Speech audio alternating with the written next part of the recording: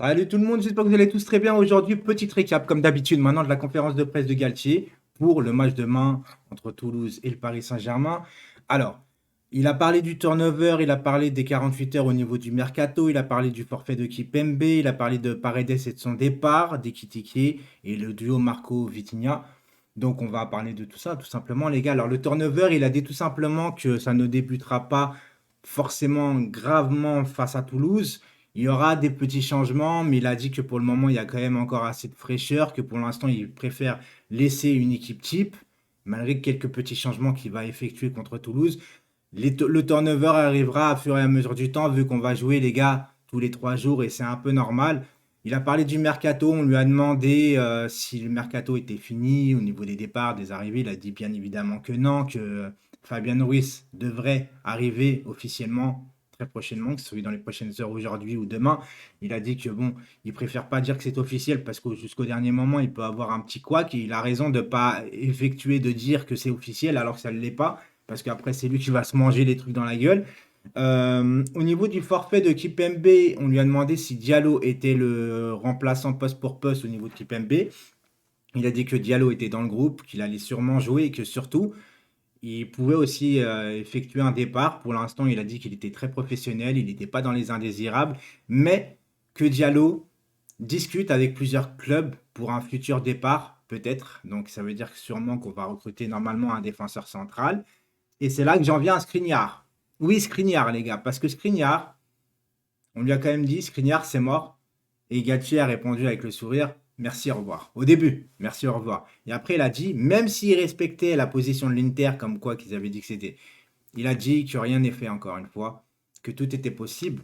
Donc moi, je pense qu'il y a encore une porte ouverte à Skriniar. Parce que si c'était mort, encore une fois, il le dirait tout de suite. Oui, bah c'est mort. Ils ont dit que c'est mort, c'est mort.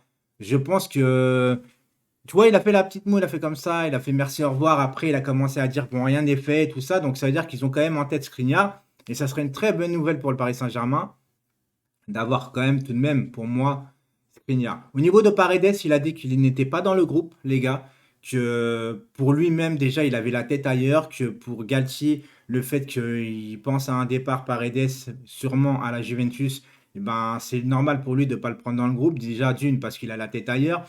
De deux, il prend des joueurs qui sont concernés pour l'avenir du Paris Saint-Germain, qui est logique. Après, il a dit que ça se trouve, ça ne se fera pas. Et si ça ne se fait pas, peut-être qu'il reviendra après, bien évidemment, sur même certains dans le groupe. Mais ils sont vraiment pour parler en vraie grosse négociation et que Paredes, on va dire qu'à 90%, il rejoindra bien évidemment les gars la Juventus. Donc Fabien Ruiz va prendre le palier de l'aller-retour, on va dire.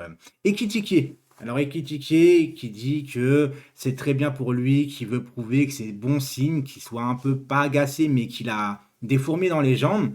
Ekitike pour moi, écoutez, Galtier dit qu'il croit en lui, il croit en son potentiel, mais il est vrai que si on y réfléchit vraiment, il a pas énormément joué, hein. Il a joué contre Montpellier, je crois, il est rentré à 10 minutes de la fin. Contre, non, c'est contre Montpellier, pardon. Attends, contre Montpellier, il est rentré à 1 minute de la fin, il me semble. Il y avait un autre match, je crois, qu'il était rentré à 10 minutes de la fin, je sais plus, mais en tout cas, il doit avoir 20 minutes depuis les matchs officiels du PSG, en tout et pour tout. Donc on espère quand même le voir parce que c'est un gamin qui a besoin de jouer, il est jeune, et pour justement croire en ce potentiel, pour que son potentiel se développe, pour devenir un joueur un peu confirmé, avoir de l'expérience, il faut jouer. Et il est vrai que le problème d'Ekitike, c'est qu'il a devant lui des Neymar, des Messi, des Mbappé. C'est trois gros égaux que tu n'as pas forcément envie de sortir pour pas foutre la merde, mais ça va être à Galtier justement, et c'est là qu'on compte sur lui par rapport à d'autres entraîneurs, c'est de faire respecter un peu une hiérarchie, pas de forcément titulaire et remplaçant de concurrence, parce que Kitiki ne peut pas apporter une concurrence à ces trois devants. Ce n'est pas possible. Par contre, Galtier peut instaurer un turnover quelquefois, au lieu de faire sortir un joueur à 10 minutes, tu sors au bout de 30 minutes, de 25 minutes, parce que tu as quand même beaucoup de matchs à jouer, et c'est bien aussi d'avoir un joueur qui est concerné, parce que si tu le fais jamais jouer, tu le fais le rentrer vraiment 5-10 minutes, le problème c'est que le joueur, au fil du temps, tu vas le perdre. Tu vas le perdre, et quand on va avoir besoin de lui, et ben le mec, ben il va plus être là. Tu vois, et c'est ce qui nous a perdu sur beaucoup de joueurs, beaucoup de saisons auparavant, c'est que les joueurs n'étaient plus concernés. Regardez Sarabia. Sarabia au PSG, à un moment donné, la première saison, il était au top et tout. Pourtant, il était quand même remplaçant. Quelquefois, il était titulaire. Mais il sentait qu'on lui faisait confiance.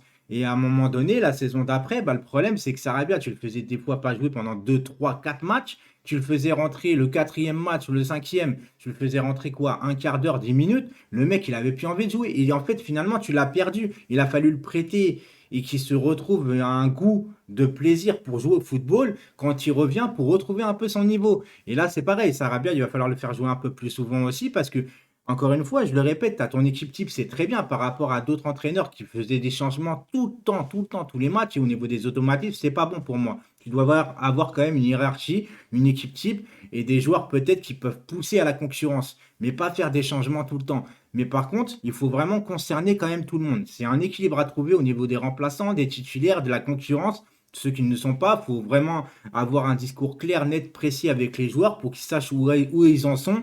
Et c'est comme ça qu'on peut aller très loin dans toutes les compétitions, avoir des joueurs concernés tout le temps. Voilà les gars, c'était aujourd'hui une petite conférence de presse de Galtier. J'espère que vous avez apprécié la vidéo.